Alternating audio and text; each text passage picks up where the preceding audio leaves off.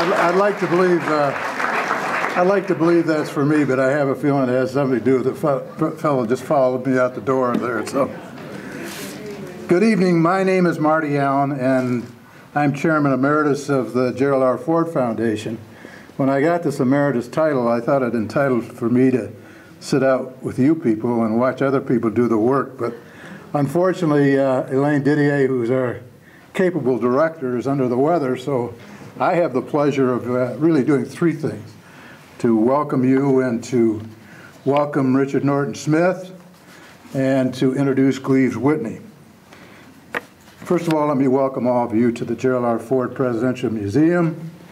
We're delighted to have you. This is the seventh speech that Richard has given in a period of 4 days and concludes a very successful series he's done on American presidents, and we're delighted to have him in our domain to do this speech.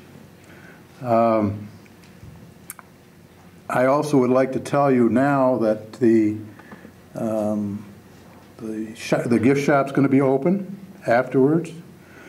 There's a couple of Richard books that are going to be for sale if you're interested. And I think if Jim, you're close by, I think the exhibit is going to be open. Do you know, Don? Yeah. It is going to be open. The Eyewitness to History exhibit will be open afterwards. So welcome. Second of all, let me welcome home Richard Norton Smith. As Richard and I walked through the parking lot here a few minutes ago, everybody that saw him stopped him and said the same thing. Welcome back, Richard, and we welcome him back. He's got a lot of fingerprints on this building from the 5.5 years that he served as director. We like to describe that experience as the Halley Comet flying through the sky, and we all hung onto the tail for 5.5 years, and he took us on a wild trip that took us to a whole new threshold in this museum in terms of the permanent exhibit that he had the responsibility for in 1997 and the start of a lot of temporary exhibits and programs which fortunately this staff that now works here worked for him at the time and has carried out those standards that he did so well for all of us. And if his legacy wasn't enough with that, if there were a member of the Ford family up here instead of me, they would say he's a member of our family. He was extremely close to President Ford during some great years and towards the end, but he was very close to him. He was as much involved, probably more than anybody, in the planning of the funeral. Only the way Richard knows how to do it. I used to ask Richard how he became such a great writer, and he always told me that he learned through research to put himself in the place of the person and write for the person and not himself. And he did the same thing for the funeral services.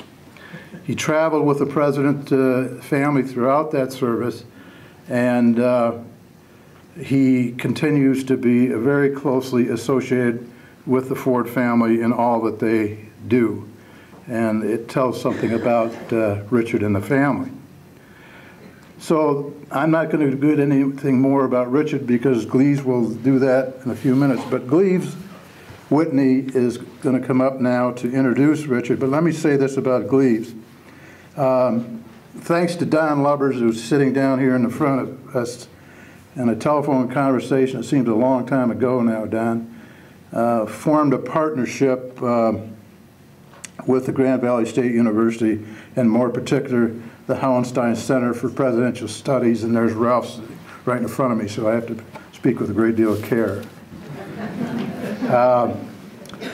And we've had a wonderful partnership. We've done it with a number of programs, and we've done it with two different staffs who I know that Gleaves would agree are just tremendous staffs that he has at the Hauenstein Center and we have here at the museum. And it couldn't be a better partnership. And with that, I would turn it over to Gleaves for the formal introduction. Gleaves.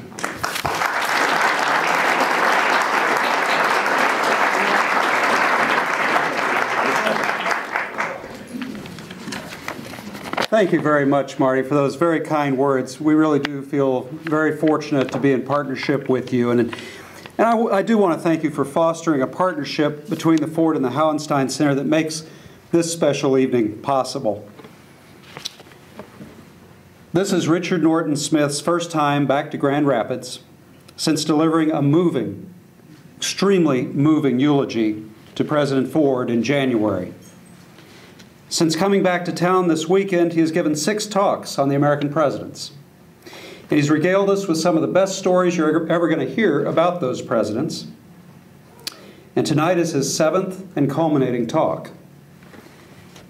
There is no better storyteller of the American presidents than Richard Norton Smith.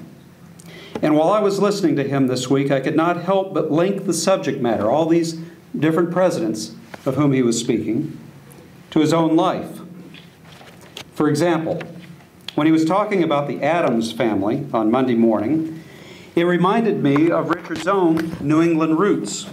He was born in Leominster, Massachusetts, about the time that Dwight Eisenhower was settling into his first term as president. Now, when Richard was just a little kid, he was already showing signs of becoming a presidential junkie. Every day he would watch a TV show that invited kids to raise a glass of milk in honor of President Eisenhower, and Richard did when he was only 5, 6, 7 years old. As an 8-year-old, however, he refused to raise his glass of milk to toast incoming President John F. Kennedy. Already he had extremely strong opinions about the men who would inhabit the White House. Now, when Richard was telling us about presidential lies on Monday afternoon, I was reminded of how he has consistently turned his face against pretense and bad government in Washington. For instance, as a White House intern, he wrote the article in the Washington Post that suspended internships at 1600 Pennsylvania Avenue because the program had become so vapid. Now, at least one later president probably wished the program had never been reinstated.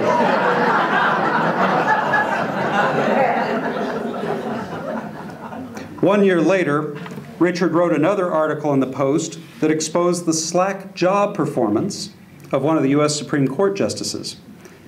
Richard is obviously no toady to the status quo. On Tuesday afternoon, as Richard was telling us about our 30th president in a talk titled, "Calvin, We Hardly Knew Ye," I reflected on how his books have made their subjects come to life for readers. Books about George Washington, Herbert Hoover, Colonel McCormick, and Thomas Dewey. His book on Dewey was a finalist for the Pulitzer Prize, by the way. The book he is currently drafting is about President Ford's vice president. He's halfway through writing, I'm assured. But this lengthy biography he archly calls Mount Rockefeller. As Richard was talking about 3 early presidents on Tuesday morning, I marveled at how he had directed no fewer than 5 presidential libraries, all before he had reached the age of 50. The Hoover, Eisenhower, Reagan, Ford, and Lincoln. And he was no mere administrator at these national pilgrimage sites, but tackled his work with a creative, entrepreneurial spirit that has set the standard for how a presidential library should be led. When Richard was giving his talk titled Presidents at War on Sunday afternoon, I couldn't help but think of the current war and the upcoming election, and how Richard will be one of our most perceptive commentators during the next 13 months on the Jim Lehrer News Hour and ABC and other news channels. He understands that most history is prologue. Finally, when I thought about Richard talking to us this evening, about Gerald Ford of Michigan, I couldn't help but be drawn back to his words more than 10 months ago. Words not spoken not far from here. On that cold January day, Richard spoke to our hearts and stilled the chill winds of grief. His words were authentic words about an authentic man whom he admired and cherished and loved. Ladies and gentlemen, please join me in welcoming Richard Norton Smith back home to Grand Rapids.